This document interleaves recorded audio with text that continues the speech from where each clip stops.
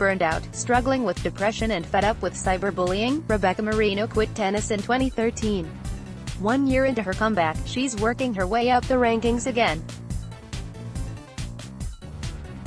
ImageRebecca Marino played this week in the Australian Open qualifying tournament, her first appearance at a Grand Slam event since 2013. Credit to Brendon Ratnayake for the New York Times Melbourne, Australia. For the first point she played at a Grand Slam event in 6 years, Rebecca Marino hit an ace.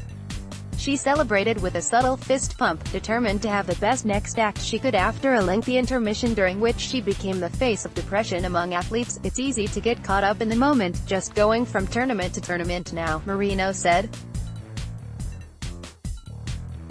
"But if I stop and think about it, then that's when I see that it's pretty cool that I was able to do this, and to get this far, from no ranking to suddenly." In the qualies of a slam, Marino lost 6-2, 6-2, to Caroline Dolehide on Tuesday in the first round of Australian Open qualifying, limited by a back injury, which curtailed her off-season training. Despite her stiffness, Marino, 28, showed flashes of the power and clean ball striking that sent her into the upper echelons of tennis 7 years ago. With a percussive forehand and a booming serve that topped out at 120 miles per hour, Marino surged to a high of 38th in the rankings in the summer of 2011, when she was 20. Not a highly touted junior prospect, she had planned to enroll in college before her tennis successes mounted, catapulting her faster and further than she was prepared to handle. "Not expecting it, I felt like I was thrown into this machine, and I didn't understand how it worked," she said. Marino stepped back from the sport for the first time in 2012, taking 7 months off. After returning for several months, she retired in February 2013 at age 22. In a conference call announcing her decision, Marino revealed her struggles with depression. Days earlier, she had discussed her social media abuse in an interview with the New York Times. Her leaving the sport was often attributed to one of those factors, or both of them, which Marino said was inaccurate in retrospect. "When I look back, I wouldn't necessarily say it was depression," she said of her decision to stop playing. "It was burnout, and it was expectations put on my shoulders by myself and others, and I just wasn't able to cope.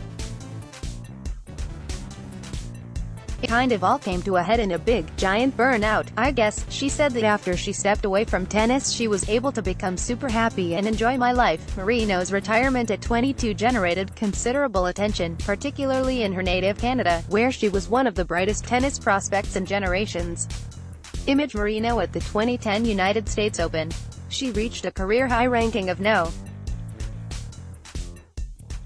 38 in July 2011. Credit Richard Perry. The New York Times. Her story resonated with others, but she felt uneasy being a touchstone for athletes struggling with depression. "It wasn't something I was prepared for, and it's still something I'm kind of grappling with," Marino said. "I'm still a really private person, and so for people to come up to me and tell me all of the things they've dealt with, or how I've affected them, it's difficult sometimes, because I don't really know what to say. Even though I'm happy that I've helped people, it can be overwhelming because I'm not professionally trained to help people." After retiring from tennis, Marino worked one summer for her family's construction business, pouring cement and digging through clay. She later began teaching tennis lessons and enrolled at the University of British Columbia, where she studied English literature. The works she enjoyed most, she said, were ones from the Victorian era that grappled with the effects of industrialization on society. In her second year, the university's rowing coach recruited her to join the team, knowing her athletic background and her family's extensive history in the sport. Her uncle George Hungerford was an Olympic gold medalist in 1964. Rowing improved Marino's fitness and helped expand her sense of identity. "To have a competitive outlet through a team like that was super fun," she said.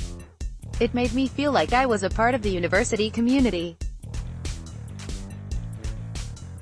People didn't look at me for my tennis anymore, they just looked at me as a student athlete." Marino was shaken in February 2017 when her father, Joe, received a prostate cancer diagnosis. "After he finished chemo, I kind of took a step back and wanted to look at what was important in my life," she said.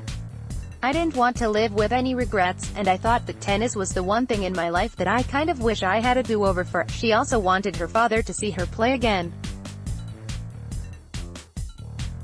Marino weighed the idea of a return for months and gained confidence after serving as a hitting partner at a tournament in Vancouver, her hometown, in August 2017.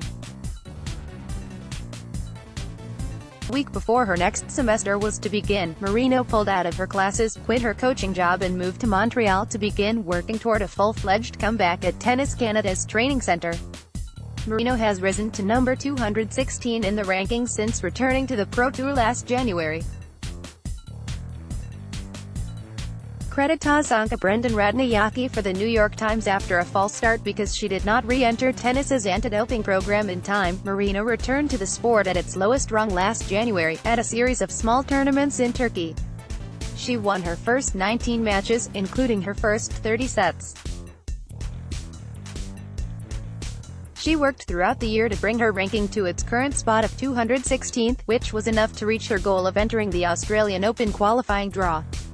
Marino plans a long stay in the sport this time, and is working to ensure it is more pleasant and sustainable. She stays in better contact with friends, including more trips home to Vancouver, to help her keep one foot outside the sometimes suffocating tennis bubble. "My friends don't play tennis, so they don't care if I win or lose," she said. "They're just concerned about how I'm doing as a person, if I'm enjoying myself, and when I'll be back so we can hang out.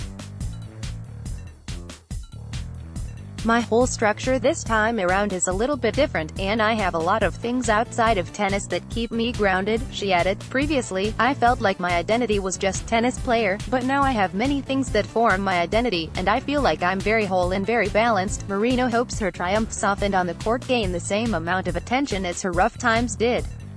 She wants people to see her as a real person instead of a headline. "I have no doubts in my mind that I'm able to compete and be here," Marino said. "I'm not going to ever go back to that place again because I know who I am now, and I know what I need to do.